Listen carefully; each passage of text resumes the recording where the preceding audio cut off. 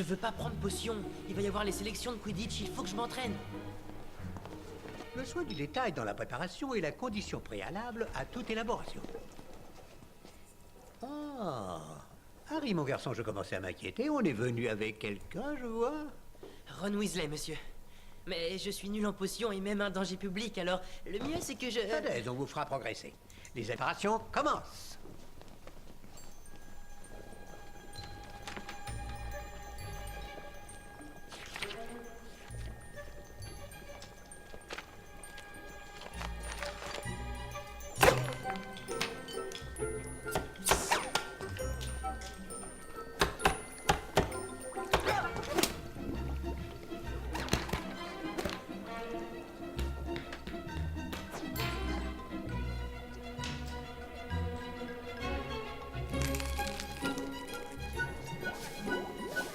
Comment tu as fait ça? Il faut l'écraser, pas la couper. Non, il faut la couper, c'est ce qui est écrit. Non, je t'assure.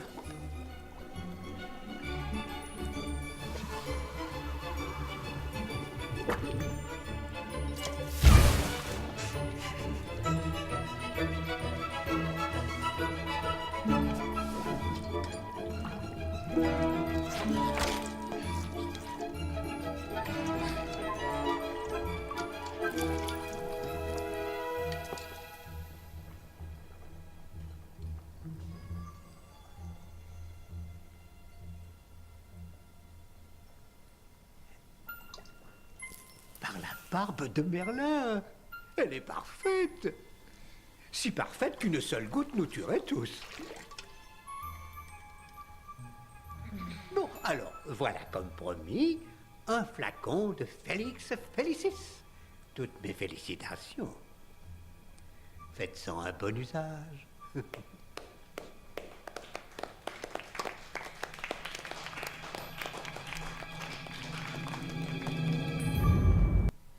Eh bien aujourd'hui on va essayer de devenir aussi bon qu'Harry Potter avec son livre.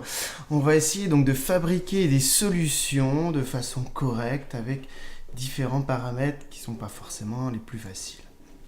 Alors c'est quoi une solution? Une solution, c'est un mélange homogène mais qui contient donc différentes choses. C'est pour ça que ça résulte d'une dissolution d'un ou plusieurs solutés dans un solvant. On dit que le soluté, enfin les solutés sont les espèces minoritaires et le solvant est l'espèce majoritaire d'une solution. Et donc si le solvant est l'eau, on obtient ce qu'on appelle donc une solution aqueuse. Il existe donc différents types de solutions. Il existe donc les solutions moléculaires. Ce sont donc des solutions composées uniquement donc de molécules. Elles conduisent très peu le courant. Il existe aussi donc des solutions ioniques qui sont elles composées en grande majorité donc d'ions. Et donc, elles ont la propriété de pouvoir conduire le courant électrique. Aussi, lorsque l'on fabrique une solution, il faudra faire attention à la solubilité d'une espèce chimique. En fait, il arrive un moment où on ne peut plus dissoudre d'espèces chimiques. Et donc, on appelle ça la saturation. Donc, lorsque le solvant ne peut plus dissoudre de soluté, on dit que la solution est saturée. Alors ça peut se mesurer en grammes par litre, mais on ne l'aborde pas aujourd'hui. Alors, notre solution donc est composée de corps purs, puisque le solvant est un corps pur. Les différents solutés sont des corps purs, et on obtient donc à la fin un mélange, une solution. Et ces corps purs ont différentes propriétés. Notamment, ils possèdent une masse et une masse volumique. Alors cette masse volumique, en fait, c'est la masse d'un litre d'une espèce chimique. Alors, on la note ρ. Donc, c'est la lettre grecque ρ. Ici, donc, ce sera ρ de E, puisqu'on va déterminer la masse volumique de l'espèce E, l'espèce chimique E. Ce sera égal donc à la masse d'un échantillon que l'on a prélevé de cette espèce chimique, divisé par le volume de cet échantillon. Et donc, comme on vous le dit, cette masse sera très souvent exprimée en grammes, le volume de cette espèce donc en litres, et on obtiendra donc une masse volumique en grammes par litre. Ensuite, souvent, on va retrouver sur les flacons des différentes espèces chimiques en fait pas forcément la masse volumique, mais plutôt la densité. La densité d'une espèce chimique, c'est le rapport entre la masse volumique de cette espèce par la masse volumique d'une espèce de référence. Et donc nous, on aura très souvent la densité en fait de liquide. Cette densité, on la note D pour densité. Et donc comme on vous le dit, ce sera le quotient de la masse volumique de mon espèce chimique E divisé par la masse volumique d'une espèce de référence. À savoir que nous, notre référence, eh bien ce sera l'eau.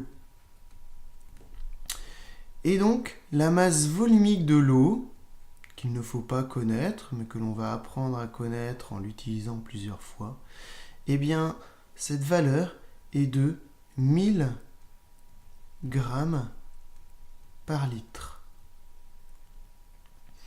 Et donc, la densité est une grandeur qui n'a pas d'unité, puisqu'on divise une grandeur par une même grandeur, et donc ça n'a pas d'unité. Donc s'il vous plaît, la densité n'a pas d'unité.